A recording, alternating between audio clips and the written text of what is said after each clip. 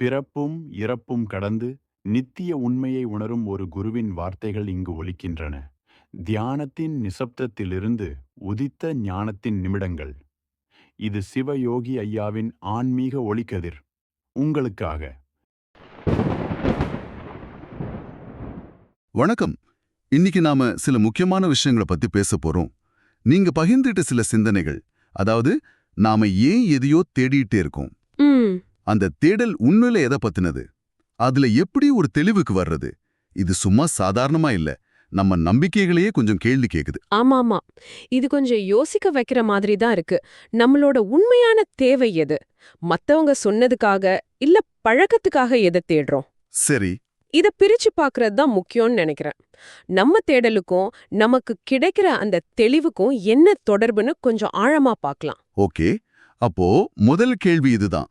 நாம எல்லாரும் ஏதோ ஒன்னு தேடுறோம் இல்லையா? ஆமா, நிச்சயமா. ஆனா அது என்னன்னு நமக்கே சரியா தெரியுதா? உங்க குறிப்புகள்ல அந்த பாட்டி கதை இருந்துச்சே.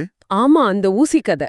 வீட்ல ஊசிய தொலைச்சிட்டு தெருவிளக்கு வெளிச்சம் இருக்கிற இடத்துல தேடுற மாதிரி நாமளும் அப்படி எதையாவது தேடுறோமா? அதாவது முக்கியமில்லாத ஆனா பழக்கப்பட்ட விஷயங்களை. கரெக்ட். மிகச்சரியா சொன்னீங்க. இங்கதான் அடிப்படை தேவைக்கும் நம்ம கத்துக்கிட்ட ஆசைகளுக்கும் உள்ள வித்தியாசத்தை பார்க்க வேண்டியிருக்கு. உதாரணமா, பசிக்குதுன்னா சாப்பாடு தேடுறது, அது ஒரு அடிப்படை தேவை. அந்த குறிப்புகள்ல ஒன்னு சொல்லுது, பசியே ஒரு வரம்னு. ஓ, அப்படியா? ஆமா, ஏன்னா அது உடம்போட உண்மையான தேவைய காட்டுது. இது ஒரு வகை தேடல்.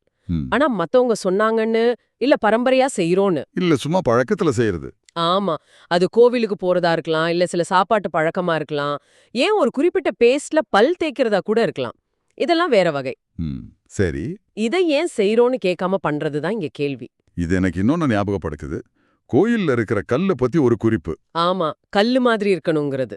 அந்த தத்துவம் புரியாம சும்மா கல்ல கும்பிடுறதுக்கும் அதோட அர்த்தம், அந்த மன உறுதி, அதை புரிஞ்சு வணங்குறதுக்கும் வித்தியாசம் இருக்குல்ல? நிச்சயமா. அதே மாதிரி சாப்பாட்டுல சைவம் அசைவம்னு பாக்குறது, பசிங்கிற அடிப்படை தேவையை தாண்டி இந்த பிரிவுகள்லாம் நம்ம உண்மையான தேடலா இல்ல கத்துக்கிட்டதா? இதுவும் அந்த வெளிச்சத்துல தேடுற கதை மாதிரி தான் இல்லையா?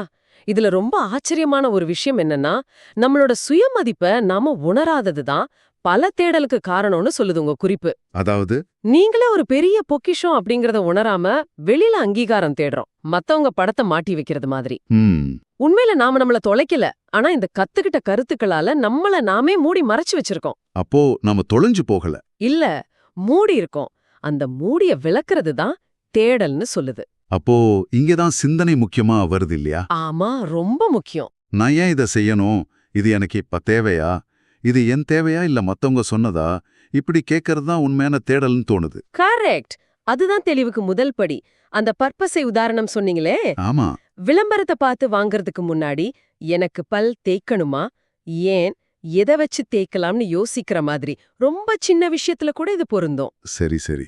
அதே மாதிரி கடவுள் பத்தின பார்வையும் இதுல கொஞ்சம் வித்தியாசமா இருக்கு. எப்படி?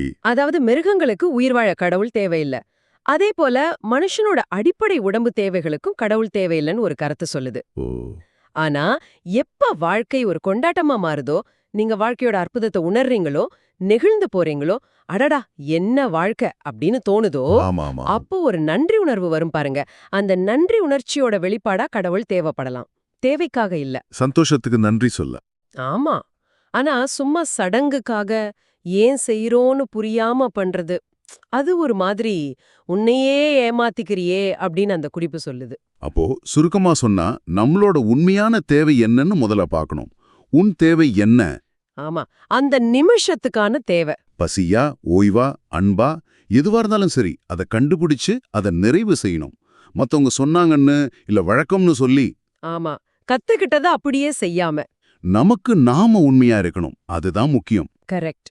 அப்போ உண்மையான தெளிவுங்கிறது வெளியில தேடுறதுல இல்ல, அதுக்கு முடிவே இல்ல.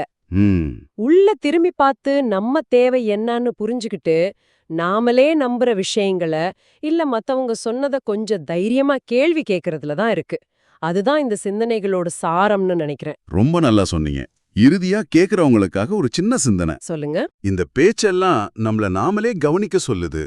நம்ம உடம்பு, நம்ம தேவை, நம்ம மதிப்பு.